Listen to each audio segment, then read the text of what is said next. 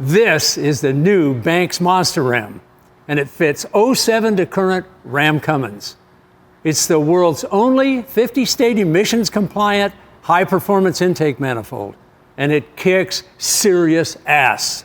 Our history with this common rail engine family dates back to before they were available in pickup trucks. In fact, Banks and Cummins set a world speed record with one in 2002. You couldn't get one in a pickup until the following year. We built a special racing intake manifold for that engine for the same reason we did this one, to improve the manifold air density feeding the intake valves. This is our Ram 3500 with a Cummins high output engine. It pumps more than 50 pounds of air per minute at 400 horsepower. Now, we're not talking CFM, we're talking air density, pounds of air mass.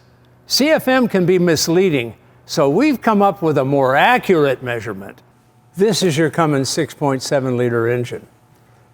Guys have been rating airflow using CFM since the dawn of time.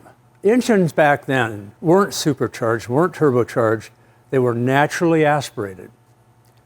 So the CFM worked for measuring engine efficiency. But once you start supercharging or turbocharging, or super turbocharging, as we like to do, you run into a problem. Let me give it to you very simply. You're inducting 1200 CFM here, and you're flowing 400 CFM into the engine. What's the difference? How can that be? Guys talk about, hey Gail, you're rating the flow through a cold air system at 1200 CFM, 1000 CFM, wherever, but the engine's only pumping like 400 CFM. What's up there? Well, what's up is the air density changes from here, air inlet, which is your ambient air density, which is about 72 pounds per 1,000 cubic feet, to here, where you've compressed the air, say 3 to 1, and now you're down to 400 CFM feeding into the intake manifold. The difference is the air density. Rather than use CFM, about 60 years ago, I started using engine mass flow. And then they came out with a MAF sensor, and all automobiles today, most all of them use MAF sensors to measure the mass airflow, MAF. Here's why. So the 1200 CFM is entering here. And by the way, this is our 19 up Banks Ram air for the Ram Cummins, hot off the presses. Through the big ass filter, through the feed tube to the compressor on the turbocharger. The compressor on the turbocharger is driven by the turbine. There's a common shaft in between. The turbine is driven by exhaust gas pressure and temperature. In other words, exhaust energy in the form of exhaust gas temperature and exhaust pressure produced by the piston coming up on the exhaust stroke drive the turbine. The horsepower required to push the exhaust out of the cylinder comes from the crankshaft. It's produced on the combustion stroke. So the horsepower produced by the turbine, which is probably here around 40 to 50 horsepower, that energy comes from the crankshaft and turns the turbine. What we're going to talk about today is reducing the horsepower required to drive the turbine and letting that horsepower, liberating that horsepower, and letting it come out to the flywheel, torque converter, transmission, and ultimately to the wheels. This thing, the turbocharger, is a density machine. It increases the air density. How does it do that? It compresses the air. When you're compressing the air, you're putting the same air mass that entered the compressor into less cubic feet of air. Now each cubic foot weighs more than it did entering here. The constant here is the air mass flow. How many pounds per minute are we flowing through this stock engine?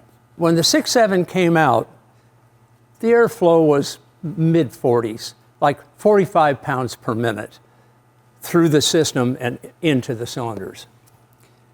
Now, the later models are like 48 to 52. I just dynoed my 2020 HO, and it was 52.4 pounds per minute at 400 horsepower. And of course, you guys that got the 21s, you've got another 20 horsepower. They're 420 horsepower. So the mass flows up a little bit more. But nominally, if you look at all the 6.7s, from the birth of them, 07.5 to right now, nominal 50 pounds of air per minute. That's constant through the entire system. So I'm going to walk you through the flow all the way to the monster ram. Ambient air, let's say 1200 CFM, into the compressor, now out of the compressor into one of our big ass boost tubes, into the charge air cooler. The charge air cooler on this display fits 13 to 18 engines. The compressor on the turbocharger increased the pressure, but it heated the air. If we cool the air, we're getting more air density. We want maximum air density leaving the monster ram into the intake manifold on the engine. So we cool it here. The CFM reduces once again, but the air mass is the same, that 50 pounds per minute nominal. Out of this very low restriction boost tube into the factory throttle, which has to do with mixing air and exhaust gas under certain conditions. This system is emissions compliant in all 50 states. Oh, by the way, no one else has that. It just doesn't exist elsewhere in the industry. So now we're into the monster ram and into the manifold. Here's the message. There are two devices on this engine that increase air density, the turbocharger and the charge air cooler. Anything in the system that doesn't create air density cuts air density. So we've gone through, in our designs, huge boost tubes, really scienced out manifolds on both ends of a charge air cooler to reduce the pressure loss and give you a great pressure profile across the core as you push air in. So you use the entire face in and the entire face out. So our designs are radically different than most of the stuff you'll see in the industry.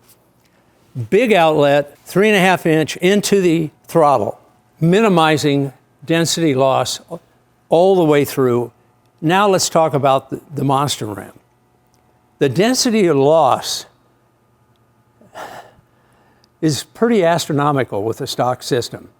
So how do I know that? The flow bench.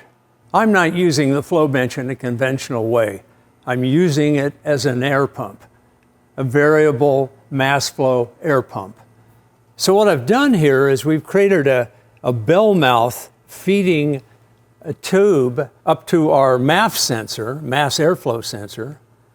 Out of our mass airflow sensor, I have a boost tube into the throttle, the monster ram, and through our billet plate. So the intake manifold would be right here. We're measuring temperature and pressure, and differential pressure through this sensor across the MAF sensor. I want to know the density loss in the MAF sensor. That's just informational. Here we're measuring air density. We know the air density in the room as well. But this is the baby right here. This separates the old guard from the future. We've got 4 iDash data monsters here, and we're logging air density, we're logging MAF, temperatures, pressures, and all the ambient conditions. We've got an air mouse up there, the little black thing at the end of the wire. That's measuring temperature, pressure, and humidity in the room. And then once we get that beautiful air coming into the ram, we don't want to lose any of it. We want to minimize the density loss here. So we didn't just test a monster ram, we tested everything on the market. All right, kids, it's time for some show and tell. Right here on the end of the table, I have the stock intake horn, and beneath it is installed the stock grid heater for cold start. This thing is restrictive as hell, and it kind of looks like my Weber barbecue.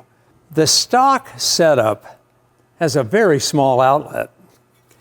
The fluid dynamics are very, very basic.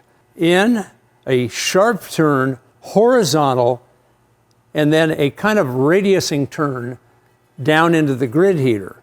So they had to make this crazy turn because there's a fuel line right in here they have to clear. So following that fuel line problem, this is one we found on eBay. It's a shibby. I understand they've discontinued it, but we bought it and tested it just for giggles. On this one, you have the similar sin of the stock comes up relatively flat, sudden transition, so the air is hitting this flat, which has to be there to clear the stock fuel line. And the outlet is kind of interesting in that on the stock heater, that'll give you a little better view, the outlet is configured in such a way that you're actually restricting flow through the heater to clear the fuel line. Just an eyeball tells me this is bad on top of bad. This one is AFE. Once again, a big notch out of the outlet section to clear the fuel line. Very similar, up, flat, down type of thing. Looking at this, it's a bit better than the shibby on the outlet. Oh, there's a turning vane in there.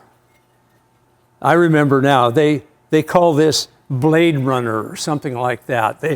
They use this flow inhibitor to turn the air. Whenever you use a device to direct air, you also diminish the air pressure doing it.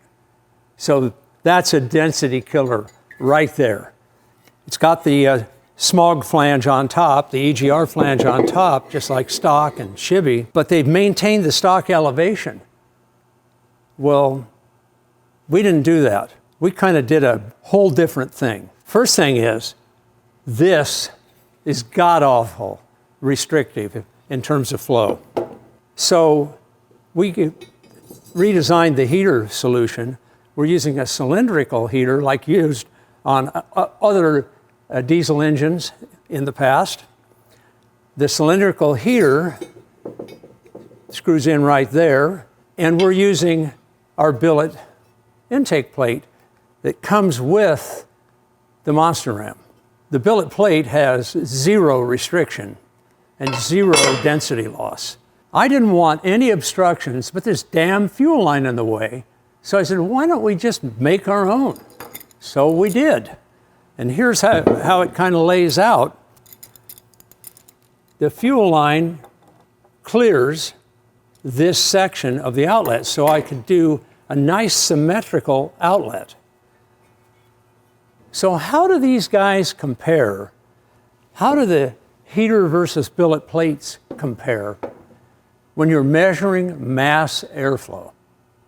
On our graph, we're measuring pressure drop in inches of water and mass airflow in pounds per minute. From 10 pounds to 90 pounds is the range of the graph. I'll start with showing you test results at 15 inches of pressure drop, 15 inches of water. Here's the stock test. And the first thing I notice, we're clear out to 35 inches of water pressure drop, and it still I don't know where it's going to, we're like clear, pardon my back, but we're clear off the edge of this before it achieves the 50 pounds per minute of flow. Not good. It's flowing at 15 inches, right at 35 pounds per minute. Next, we go to the shibby. And this was suspicions confirmed for me. It doesn't flow as well as stock. Now understand, we're putting the shibby on the stock heater plate. All of the test results are with heated cold start capability, including ours. But these elbows are not sold with a billet plate.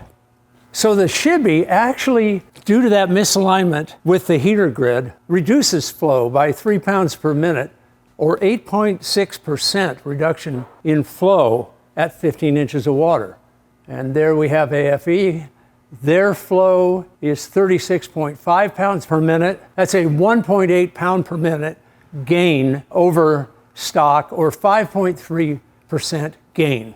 Banks Monster Ram, remember, it has its own integral heater. We're at 60.9 pounds per minute. We're gaining 26.2 pounds per minute airflow at 15 inches, 76% increase in flow. So let's bump it up to 20 inches of water pressure drop and see how they do. Stock goes from 34.7 to 38.6. Shibby goes from 31.7 to 36.5. Their loss isn't quite as bad, but it's still over 5%. AFE, 41.8, 8.1% gain, and the Monster Ram, 72.7 for an 88.3% gain over stock. You think we did our homework? So a lot of guys will go, well, Banks, you're cheating. You've got this billet plate. So you're hurting the other guys. Well, I'll admit this will hurt anything. So we retested everybody with the billet plate. Now, mind you, there's no heater anymore. There's no cold start air heater anymore, except in ours. So let's look at it. Stock at 15 inches, 35.1 pounds per minute. That's a bit of a gain for the stocker. The shibby, 39.5 pounds. So removing the heater, this is further confirmation of how bad they screwed up the alignment of flow with the heater. If you remove the heater, it actually has an improvement over stock.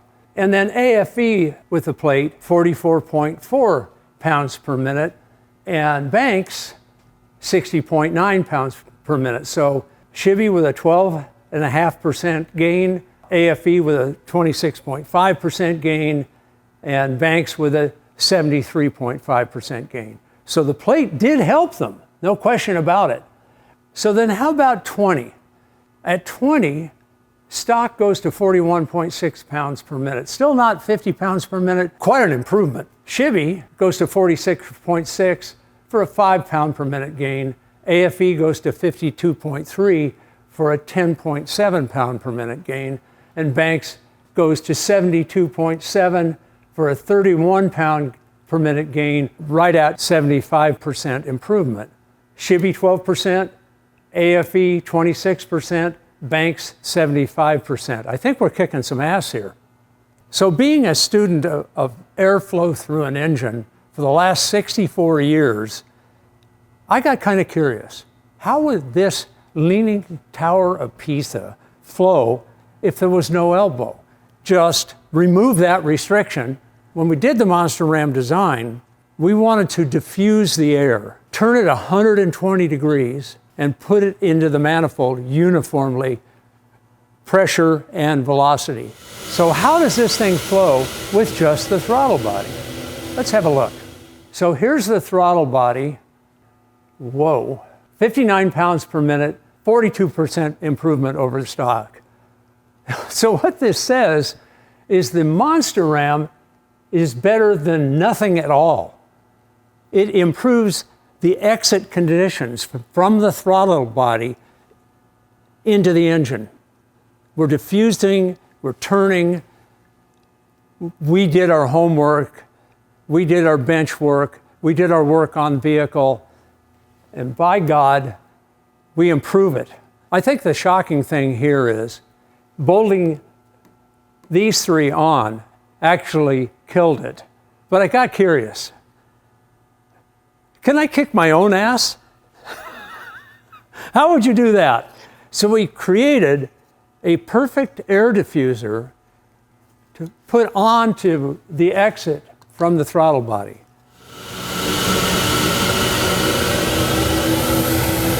This goes straight to ambient air.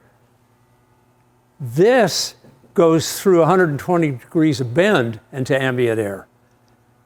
How'd we do? There you got it. Throttle body only with this air diffuser, we still prevailed. This has got to be one of the best product victories of my whole freaking career. And guys, this gets even sweeter if you're running a tune. We flowed all the way to 90 pounds MAF. This thing does it easily. These, you're going to be way the hell out in San Bernardino somewhere before you hit 90 pounds of MAF through one of these things. These are like, running the stock included is like choking off what you really need for performance. It loads up the turbine on the turbocharger, increases the back pressure on the pistons as they come up on the exhaust stroke. What happens with this? Less exhaust energy, less fuel has to be burned to make the same horsepower, fuel economy. And if you're going for more power, you'll make more power at the same fuel. And one more thing. There's a throttle response advantage, a time to boost advantage, because the turbo shaft speed at any power level is now lower. So when you punch it, you don't come up to this high shaft speed anymore. You come up to a lower shaft speed. So the time to get from when you pedal it to the boost required, and I'm talking about MAF boost, is shorter. Guys are always commenting, hey, it pedaled better. Well, there's why. So whether you're stock or tuned, this is the answer. It comes with the proper fuel line. It comes with the billet intake plate. It comes with a cosmetic heat shield for your EGR system. It comes with all the fittings, bolts. We even give you the thread locker. You can buy the Monster Ram in Banks Red or raw aluminum, so you can paint it any color of the Skittles rainbow. So you can get yours at bankspower.com or any one of our hundreds of authorized installers. But this one's mine.